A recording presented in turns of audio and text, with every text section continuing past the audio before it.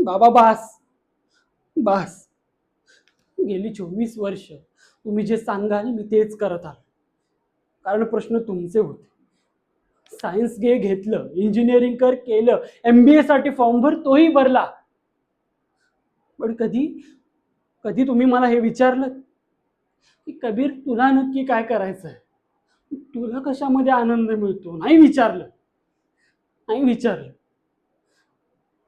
आणि ते तुमच्या लोकांची व्याख्या काय हो? 4 लोक काय म्हणतील? कोण आहे ती 4 लोक? हा, अहो ज्यांनी माझं कौतुक करायला कधी 1 रुपयाचा सुट्टा खर्च नाही केला, ती लोक ठरवणार की माझं भविष्य कसं असावं. कमालच आहे. त्या देशपांडे काकांचा मुलगा अमेरिकेला गेला म्हणून मी तेच केलं पाहिजे का? हा काय मानवी नियमाचा एखादा ठरलेला साचा आहे का, ज्यामध्ये प्रत्येकाने बसलेच पाहिजे?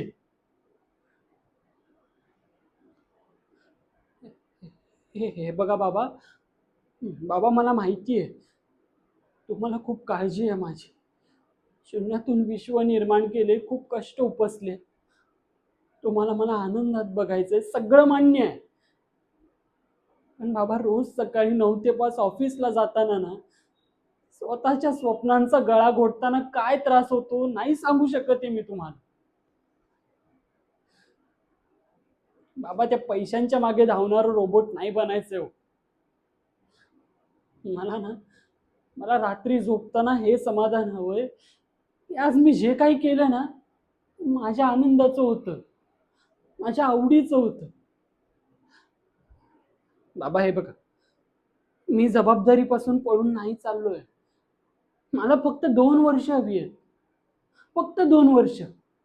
या 2 वर्षात ना मी जीवाचं रान करेन, उपाशी राहीन.